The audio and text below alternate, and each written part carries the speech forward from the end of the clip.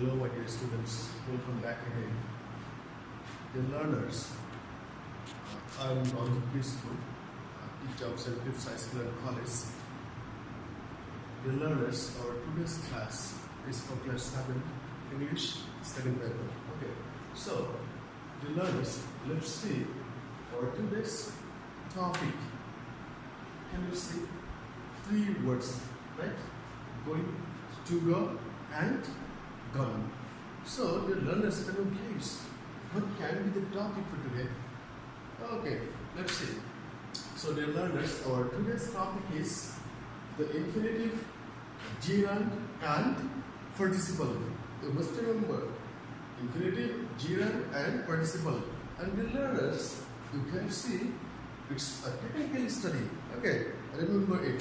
So let's go ahead. First of all, I would like to tell you the learning outcomes of today's class. Let's see. First outcome is you will be able to define infinitive, participle and gerund. Okay. Then you will be able to understand the functions and the forms. Got it? The functions of the three forms. That means you will be able to understand the functions of the non-infinitive verbs and their forms. Got it? Let's see the next outcomes. You will be able to classify their functions in the sentences. Okay. You will be able to classify their functions in the sentences. Now, the fourth one is you will be able to identify infinitive, participle and gerund form from the sentence. Okay.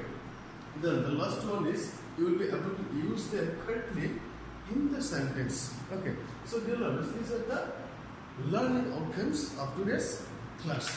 So you can see some key issues are to be kept in mind when using infinitive, participle and gerund in your writing. Okay. These issues are very important when we try to convert, try to change the form of a verb. Okay. You must remember. See. First of all, infinitive, gerund, participle are the form of verbs. They are not verbs, but they are the forms of verbs. Okay. Then they do not function as a verb in the sentence. You must remember that participle, gerund, infinitive cannot function as a verb in any sentence. Okay. Now they are used as noun, adjective, or adverb in the sentence. Got it? Then they are found either in the subjective part or objective part of the sentence. So dear learners, where do we get them? We can get them either in the subjective part or in the objective part of an English sentence. So dear learners, these four are more important. These four are the important issues while converting a verb form. Got it? When we try to change a verb finite to non-finite. Got it? Okay. Now let's see the fourth one. Their meaning depends on the position in the sentence. Got it? So you must remember that the form of the verb that we use in our writing and reading, their meaning will depend on the position where they are placed in an English sentence. Got it? Okay, let's go ahead. First, we will look into the infinitive mode of the verb. Got it? So, let's look some sentences, sentence examples. To respect our parents is our duty. Dear birds love to fly. Okay? Then, I do not mean to write. Got it? So, here is 3 sentence examples. Okay, let's see one by one. In the first sentence, you can see to respect is highlighted. Okay, why this word or these 2 words is highlighted? Can you tell me? Okay, let's see. This highlighted word shows us that this is not a verb. Just see in the subjective part with function of a noun or subject. Got it? So to respect is being used here as a subject because we get this respect, get this word infinitive mode in the subjective part of this word. Got it? Then see, in the next sentence, to fly is also a infinitive mode, an infinitive mode of this verb. Got it? Fly. If we say that fly is the finite mode, but to fly is infinitive, because this is called non-infinitive mode of the verb. Got it? And to fly is in the objective part with the force of a noun as object. Got it?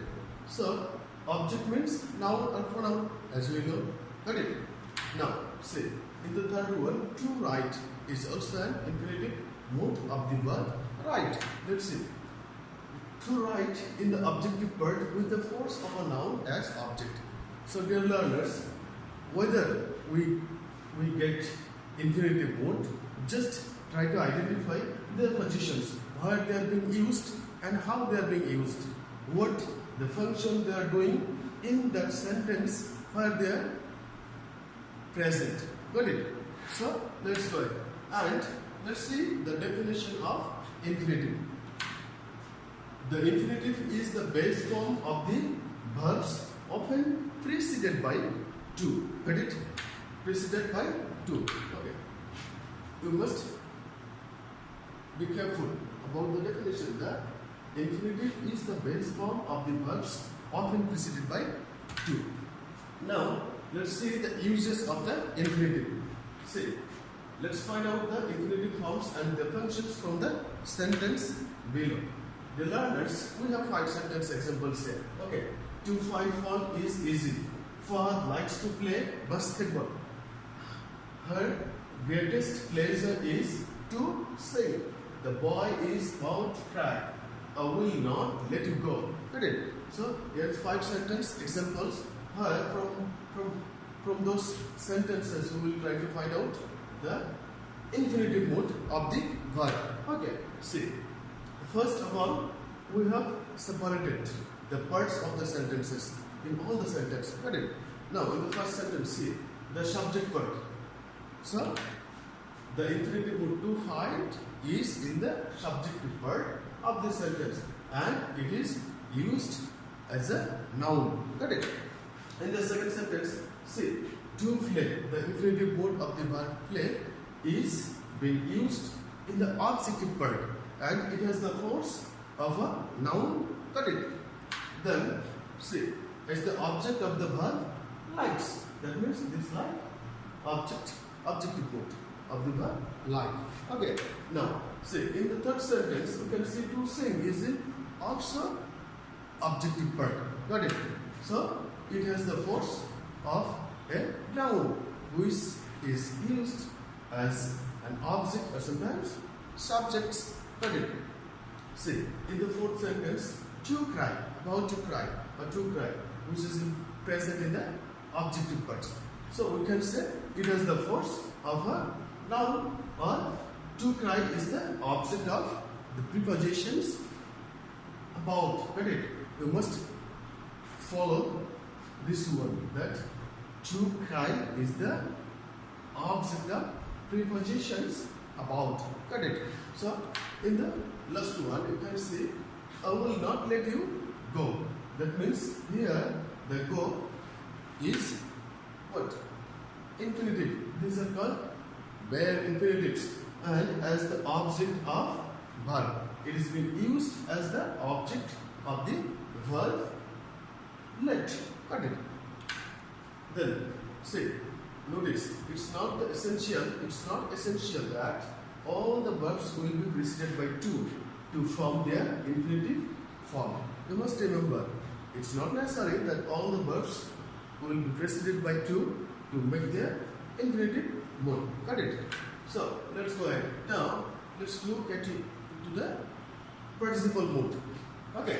See, let's see some sentence. Hearing the news, the boy started to cry. Got it? In the second sentence, you can see you have to face a written exam. And the third sentence says, he is my loving brother. So dear learners, in all the sentences, some form of the verbs are present. Got it? Let's see them. In the first sentence, you can see hearing. Okay, one of the forms of the verbs. Let's see. In the second sentence, written is one of the form of the verbs, and in the next one, loving is also a form of the verb. Got it? So in the first sentence, hearing, see, the word hearing qualifies the noun boy like an adjective.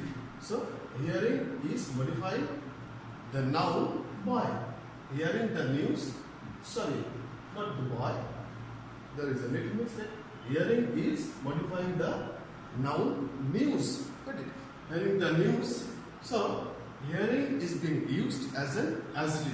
In the second one, you can see you have to face a written exam. Got it? You have to face a written exam. That means what?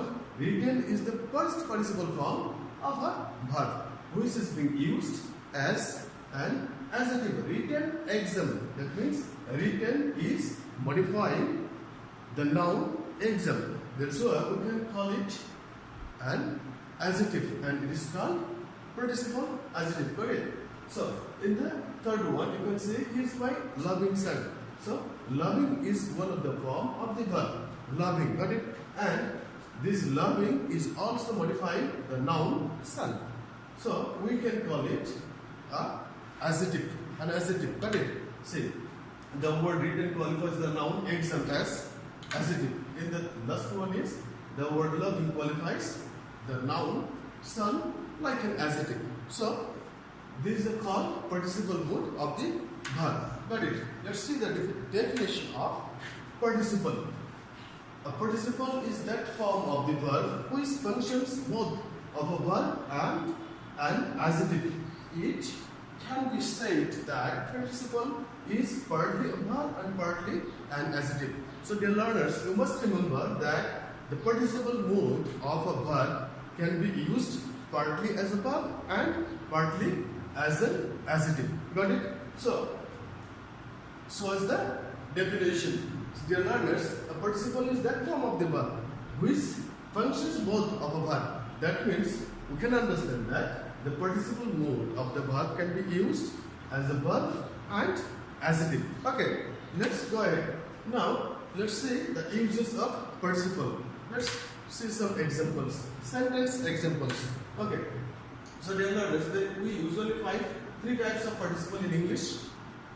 This is the classification of participle. Got it?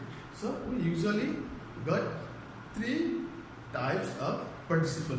First one is present participle, first participle, and perfect participle. So these three are the classification of participles mode. Got it? Let's see some sentences. I'm sorry. A loving man is stronger than a suffering man. Got it? So dear learners, you can see a loving and suffering. A loving man and a suffering man. Both the highlighted words are what? Participle form. Okay, participle form of the verb love and suffering. But see their position and their function. Suffering being placed before a noun. What? Working as an adjective. Got it? Like loving is the same. Placing before a noun, it is acting like an adjective.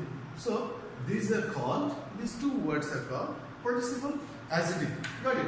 In the first one, see loving, present participle as adjective. Present participle, because this is present participle. Why? Can you tell me why this loving is being called present participle? Because present participle can modify nouns or pronoun. Got it? See, in the second one, he is reading a novel. Got it? Novel. So, reading is also a participle mode. Got it? Let's see. What's the function of reading? Present participle as verb part. Got it? So, as I told you before in the previous slide, that participle mode of a verb can be used partly as a verb and partly as an adjective. Must remember, got it? So let's say the third one. I have finished my work. I have finished. Got it? Finished is also a participle mode of a verb. Got it? Participle mode of the verb. and this participle mode is called first participle as verb part. Got it? Let's see another example. Written documents are not available there. Written documents. Dear learners, here written, the word written is the participle form of the verb write. Got it? Written, which is called first participle form. Got it? And first participle form, which is modifying the noun documents. That's why we can call it written is functioning as an adjective. Got it? See, first participle as adjective. Let's see another example. Having finished my work, I will go home. Having finished my work, I will go home. Here, see, having finished. What does it mean? Having finished. See, having is the participle form. What type of participle it is? It's a present participle, or we can call gerund. Got it? Present participle, only participle. See, present participle mode. So, dear learners, having finished, if we find such type of uses of the verb have, we will call it perfect participle as adjective. Having finished, got it? Perfect participle mode of the verb. Only there is one perfect participle, and that is having. Got it? You must remember. Okay, let's see. The note participles can be used partly as a verb and partly as an adjective. The same thing that has been stated in the previous slide. Got it? So let's look into the gerund mode of the verb. Dear learners, see some sentences. Reading is a good habit. Got it? Reading and breaking discipline is discouraged at St.Philip's High School and College. Got it? Then he is fond of earning much money. See, the three words has been highlighted in these three sentences. Got it? The first one, reading. What does it mean? Reading. Got it? Not read. Reading. That means the form of the verb read has been changed. We have added in with the verb read. So, if it is reading, so we will get the change of parts of speech for this sentence. Got it? Let's see.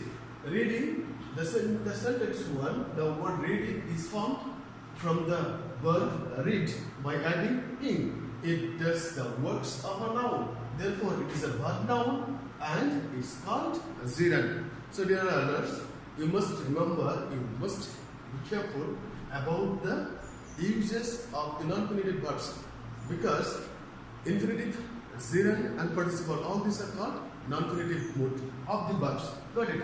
So, when a non-infinitive mode, that means reading, the form of the verb which is represented by in, with which we add in, can be called participle, present participle. Got it? Present participle, when we use this mode either as an adjective or a subject part, partly a subject, then we can call it not gerund. We'll be able to call it participle, present participle. But if the in form of the verb is used as the subject or as the noun, then we will call it what? Gerund. You must remember. Then in the second sentence you say, breaking discipline is discouraged at St. Philip's High School and College. Got it? So here the word highlighted word breaking. What does it mean? Breaking in the sentence 2, the gerund, like a noun, is the subject of the verb, and but a verb. It also takes an object and clearly shows that it has the force of a verb. So breaking, discipline, breaking. What is this? It's a verb. Got it? Non-infinitive. Then see, it can be noticed that the gerund and the infinitive are like being used as a noun while still retaining the force that a verb can govern another noun, pronoun in the objective case. Got it? So gerund can be used either in the verb part or in the subject part. In both parts, we can get this form of the verbs. Okay, let's see the definition of gerund. The learners, the gerund is that form of the verb which ends in and has the force of a verb and a noun, same as the participle form of the verb. Got it? So gerund has the force of a verb and a noun. Got it? Let's get now we'll see the uses of gerund. Dear learners, let's see some sentences. Here is written something. A gerund being a verb noun can be used as sometimes wasting time is not allowed for me. Stop writing. He was punished for telling a lie. Got it? Then the fourth example is what I really love is swimming. Got it? So dear learners, see the four words has been highlighted. In the first sentence, we have highlighted wasting. What does it mean? Wasting means the subject of the verb. It means it is working as an adjective. Got it? Subject of the verb. That means what? Subject of the verb. I think there is a little mistake. So this is called an adjective. In the second sentence, see object of a transitive verb. Stop writing. That means it's also being used as a noun. Okay.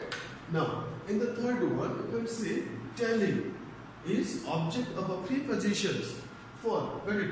That means objective mode of a preposition. I'm sorry. Then in the last one, say swimming is also in the objective third and complement of a verb. Got it? So dear learners, I hope you understood the differences between gerund, participle and infinitive mode of the verbs.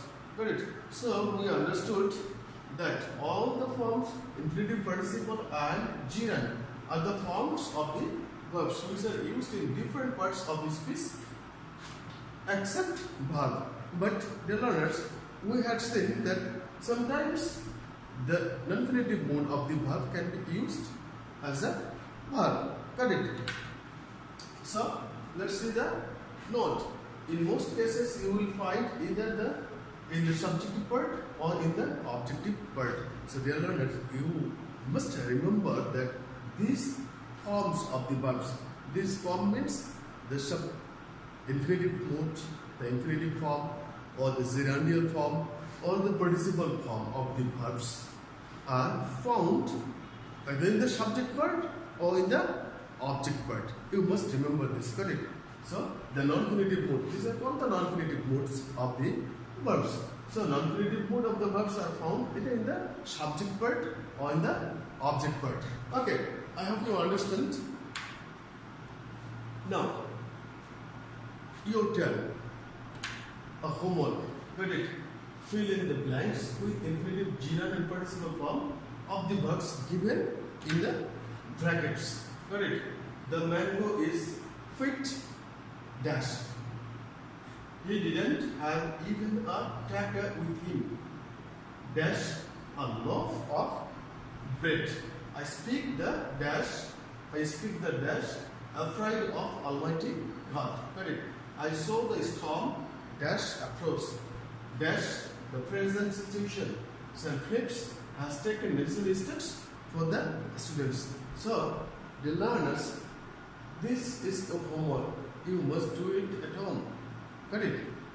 And the learners, finally, the second homework is trace out the infinitive, gerund and participle forms of the verbs from these sentences below. See, taking pity on mouse, the magician turned it a cat. Walking on the roof, he slipped and fell. He has 5 children to provide food for them. He has risen to eminence from poverty and obscurity. We spent the afternoon in playing indoor games. So dear learners, these two are your homework. You must do it at home. And after opening your school, teachers will check your homework. Got it? So dear learners, I hope that you understood the discussions, and if you have any questions, you must contact with me. Got it? So thank you very much.